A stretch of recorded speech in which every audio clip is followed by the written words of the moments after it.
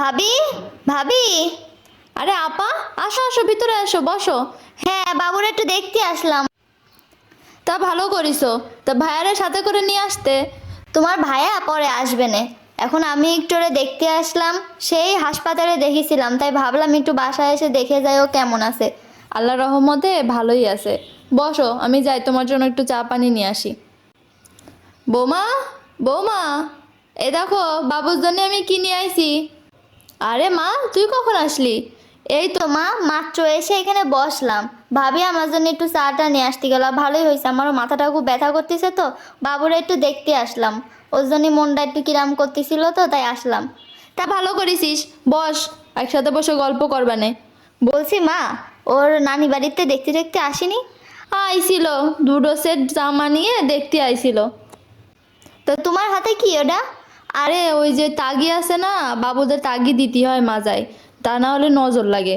এই জন্যে আর কি ওই হুজুরের কাছে একটু পড়ায় নিয়ে এসে তাই দিচ্ছি। ও, তা ভালো করিস। আর বলিস না, ওর নানি বাড়ির থেকে আইছিল, ওর নানা নানি আইছিল, ওর খালার আইছিল, আইসে কয়টা মিষ্টি নিয়ে আইলো, আর ওর জন্যই কয়টা জামা কাপড় নিয়ে আইলো। শোনা জিনিস তো কিছুই দেইনি।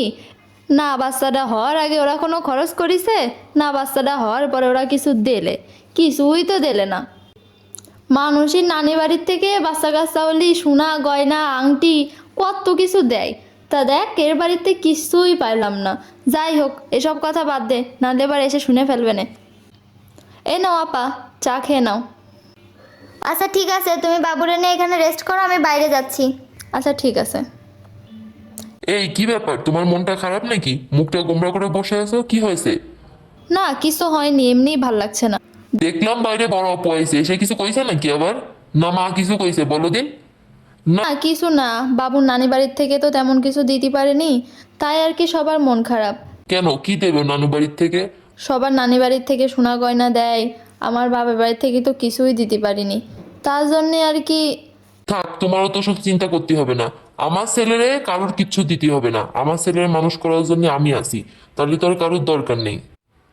তুমি এইসব নিয়ে একদমই চিন্তা করো না, তুমি রিল্যাক্সে থাকো, বাবুকে দেখাশোনা করো। কে কি বললো অত কানে দিতে হবে না, আমার ছেলের চিন্তা আমি করব। আরে শেফালি যে কই যাচ্ছ?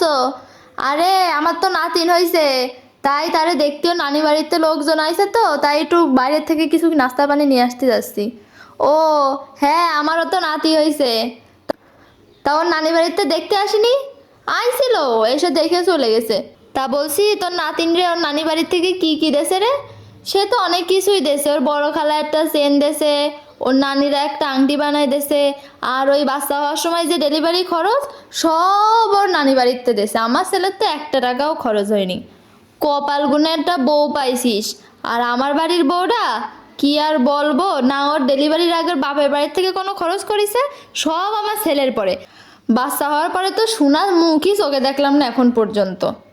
আম্মা, আজ কয়েকটা দিন ধরে দেখতেছি আপনারা আমার বাপের বাড়ি নিয়ে উল্টাপাল্টা কথা বলতেছেন। আপনি, আপনার মেয়ে, কেন মা? আর আমার সন্তানের খরচ করা, আমার খরচ করা, এটা তো আপনার ছেলের দায়িত্ব কর্তব্যের মধ্যে পড়ে। আমি তার স্ত্রী, সে আমার পিছনে খরচ করবে না? এটা তার সন্তান, তার সন্তানের পিছনে সে খরচ করবে না? আপনারা মানুষের কাছে শুনতেছেন যে তাদের বউয়ের বাপের বাড়ি থেকে কি দেছে, আবার আমার বাপের বাড়ি থেকে কিছু দেয়নি কেন, এইসব নিয়ে আপনারা উল্টাপাল্টা কম্পেয়ার করতেছেন। শোনেন মা, আপনারা কি দিয়েছেন আমার ছেলেটাকে? বলেন, আপনারা যে এত বড় বড় কথা বলতেছেন, আপনারা কি আমার ছেলেরা একটা সোনা দিয়ে মুখ দেখেছেন? না আপনি না আপনার মেয়ে। আপনার মেয়ে তো আইসে, আসার সময় দুটো জামা নিয়ে চলে আসছে, কেন তার ফুপু হিসেবে, তার বড় ফুপু হিসেবে তার কোনো দায়িত্ব নেই? সে তো পারতো একটা সোনার কোনো জিনিস দিয়ে আমার ছেলের মুখটা দেখতি, সে কি দেখেছে? না আপনি দেখেছেন? আপনি তো কি, সোনা তো দূরেই থাক, একটা সুতো নিয়ে এসে আপনার ছেলের মাজায় দিয়ে দিয়েছেন, কি তাগি নজরে আসছেন। আসলে কি মা, আপনারা আগে নিজেদের চিন্তাটা করবেন, তারপরে আমারে বলতে আসবেন। আপনারা আমার বাপের বাড়ি সম্পর্কে সব কিছু জেনে শুনে উল্টাপাল্টা কথা বলতেছেন। একটা কথা বলে দিচ্ছি মা, আজকে এরপর থেকে আপনি আমার ছেলে সম্পর্কে, আমার সম্পর্কে, আমার বাপের বাড়ির সম্পর্কে আর একটা বাজে কথাও বলবেন না। আপনারা আগে নিজেদের দিকটা ঠিক করুন, তারপরে অন্যের দিকটা দেখতে আসবেন।